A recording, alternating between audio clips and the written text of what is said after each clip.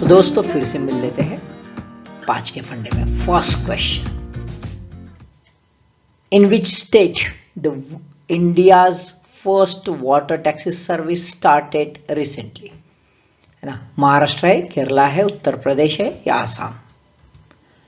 बड़ा सिंपल सा सवाल और सिंपल सा answer, Maharashtra. Okay, first water taxi service कहाँ पे स्टार्ट हो गई? महाराष्ट्र में। कहाँ पे है? तो मुंबई में देखने को मिलती है हमें। So promise faster connectivity between the Mumbai and Navi Mumbai called as M2M ferries. इसको क्या कहते हैं? M2M fairies. ओके, ये जो है it connect the some of the coastal areas, Nerul, Belapur, elephant islands जो है, और Jawaharlal Nehru port trust JNPT, इसको कनेक्ट करते हैं। इससे ऑब्वियसली कम्यूटेशन का टाइम जो है वो कम हो जाएगा, from 90 to 100 minutes to 40 to 45 minute, यानी सीधा सीधा अराउंड जो है 15-20 मिनट का सेविंग हो जाएगा ऑब्वियसली। इससे मेन है टाइम तो कम हो जाएगा कम्यूटेशन का, साथ में टूरिज्म बढ़ जाएगा। और जो कान्होजी आंग्रे, एलिफेंट आइलैंड्स है, एलिफेंटा केव्स है, ये सबको कनेक्ट करेगा तो ऑब्वियसली कोस्टल एरिया का टूरिज्म बिल्डअप हो जाएगा।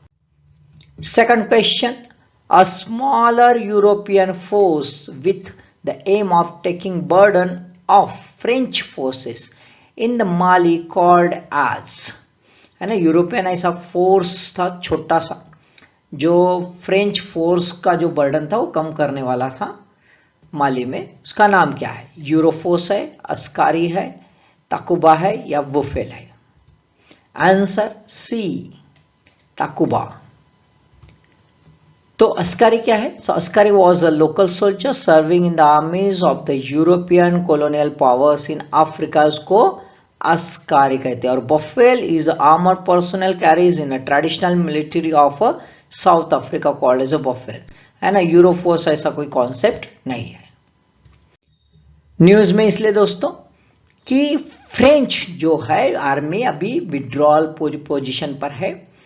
क्यों? तो क्या हो गया था? और the breakdown in the relation with the countries ruling junta, है ना। 10 साल यानी 2013 में जो है on the request of the Mali, क्योंकि माली में जिहादीस जो थे, जिहादीस का इशू था, जिहादीस इंसर्जेंसी का, उसको रोकने के लिए माली के गवर्नमेंट ने फ्रांस को इनवाइट किया कि भाई आप आ जाओ। इसी वजह से फ्रांस ने अपनी मिलिट्री भेजी। लेकिन अभी फिलहाल में जो है, क्योंकि एक जो है मिलिट्री जुंटा जो है वो पावर में आ गया अगस्त 2020, और अभी जो है बहुत सारे वो ऑब्स्ट्रक्शंस डाल रहे फ्रेंच आर्मी में ये जिहादी इंसर्जेंसी कंट्रोल करने में। और इसी वजह से now the France is taking this decision to withdraw their own forces. अब उस फोर्स में ये छोटा सा फोर्स था जो 2020 को क्रिएट किया गया था, कॉल्ड एज अ ताकुबा, है ना। अब जो फ्रेंच जो है प्रेसिडेंट इमानुएल मैक्रोन क्या कहते हैं? They criticise the shadow Russian mercenary group Wagner whose alleged arrival in West Africa infuriated the Paris. Third question, recently Union government proposed 3-point seat belt in passenger vehicles up to the 8 seat.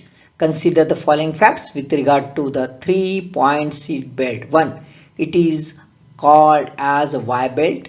2. Includes a lap and a shoulder belt. 3. Distributes stopping force equally on moving parts of the body. Which of the above facts is or are correct?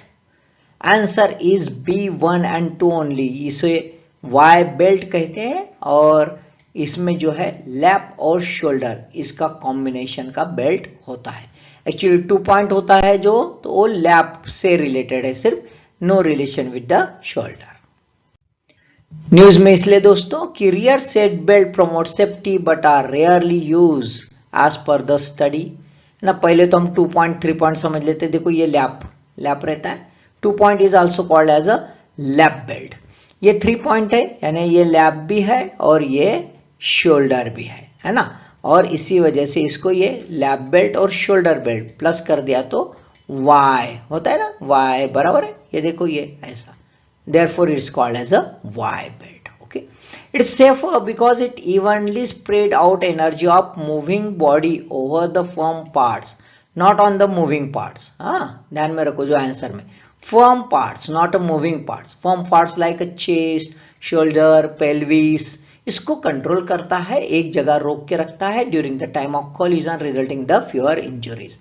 अब according to rule 138(3) of the Central Motor Vehicle Rules CMVR, persons seated in front seat or the persons occupying front facing rear seat must wear, compulsory है, must wear seat belt while vehicle in motion.